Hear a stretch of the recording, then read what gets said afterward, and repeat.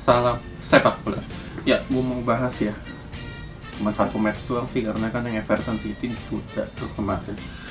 Karena beberapa pemain City ada yang kena COVID. Ya, kita mulai dulu dari satu-satunya partai yang dilaksanakan di hari tadi. Chelsea ketemu Aston Villa. Ya, sebenarnya permasalahan Chelsea di sini ya, terutama Lampard, adalah tim ini nggak punya kreativitas sama sekali, hanya mengandalkan crossing dari dua wingbacknya doang, yaitu Aspi dengan Chilwell. Ya, seperti kalau biasanya kan Reece James, cuman di sini Aspi yang main. Ya, Chelsea main dengan formasi 4-3-3. Ya, sambil gue susun ini ya formasi. Nah, ini Chelsea nih 4-3-3, lawannya sih 4-2-3-1 Aston Villa. Chelsea main dengan di sini ada Chilwell, Rudiger, Christensen dengan Aspi, lalu Kante, Jorginho dengan Mount, lalu Odoi, Giroud dengan Pulisic di sini. Ya, Chelsea ini di match-match ini ya, terutama di menit-menit awal lah. Ya, gue nggak ngerti juga kenapa Lampard ini lebih menugaskan Jorginho di sini, karena dalam praktik di lapangannya Jorginho ini agak lebih mundur ke belakang dengan Kante dengan Mount yang lebih box to box. Karena permasalahannya di sini adalah Kante nggak terbiasa dengan bermain dengan formasi box to box. Yang seharusnya dilakukan oleh Lampard adalah menukar formasi Jorginho lebih di sini, maju Kante sebagai pemutus aliran serangan, nah lalu Mount ini yang lebih box to box. Kalau misalkan dia nggak memasang kayak Havertz di sini.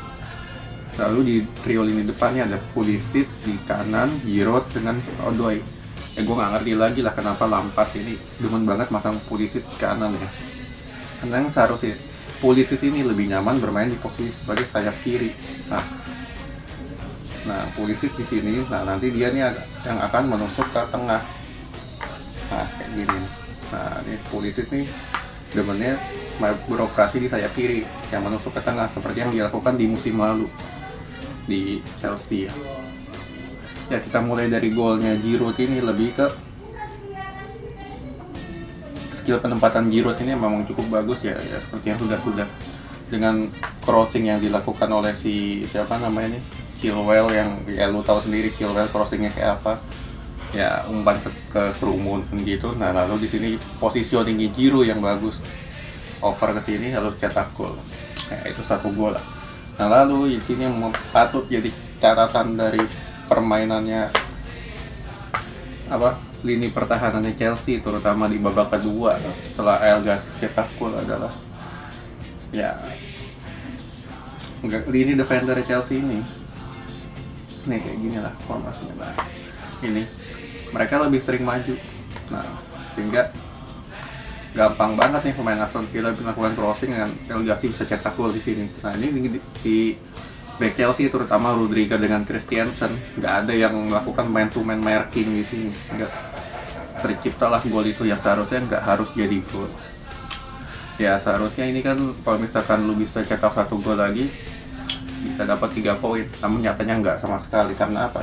Ya seperti yang udah gue bilang tadi, Jorginho ini nggak nyaman main di posisi sebagai di tengah sini. Sambil gue susun. Nah nih, Jorginho ini dia nggak nyaman bermain di posisi sebagai pemutus aliran serangan, karena yang biasanya dilakukan oleh Jorginho adalah dia melakukan build up serangan seperti yang dia lakukan waktu zamannya Sarri ataupun di Chelsea di awal-awal musim, ataupun juga waktu dia di Napoli, yaitu melakukan build up serangan dari lini kedua. Nah, yang seharusnya dilakukan oleh Lampard dengan memasang Kante adalah sebagai pemutus aliran bola di sini. Jadi ketika para pemain misalkan nih ada pemain Aston Villa yang hendak melakukan umpan-umpan gitu, nah Kante ini bertugas memotong di sini. Nah inilah yang yang biasa dilakukan oleh Kante waktu zaman di awal masuk di Chelsea, dan sempat bermain seperti ini juga waktu di pertengahan match musim ini. Ya, ini dari segi taktik ya. Nah, cuman yang mau gue soroti di sini adalah Lampard sepertinya nggak paham bagaimana cara menempatkan posisi yang benar sudah banyak sekali match. Ya terutama di posisinya Pulisic lah, dia nggak nyaman main di posisi sayap kanan, namun dipaksakan bermain di posisi sebagai sayap kanan. Namun nyatanya di sini Lampard lebih masang Ode kiri, Pulisic di kanan, yang otomatis dua pemain ini yang bertolak belakang dan dia kebingungan sama sekali pemainnya itu. Ya, sebenarnya di bench pun ada Havertz dengan Werner ya. Ya kalau misalkan dia memang ingin mengejar gol, harusnya dia memasukkan Havertz dengan main 4-2-3-1 dengan Werner di ujung tombak.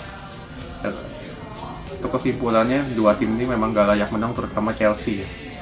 Karena sama sekali nggak ada kreativitas di sini. Ya kalau misalkan berapa match begini terus ya gue nggak heran Lampard akan dipecat dan digantikan oleh Tuchel ke depan. Ya oke, sekian dulu ya.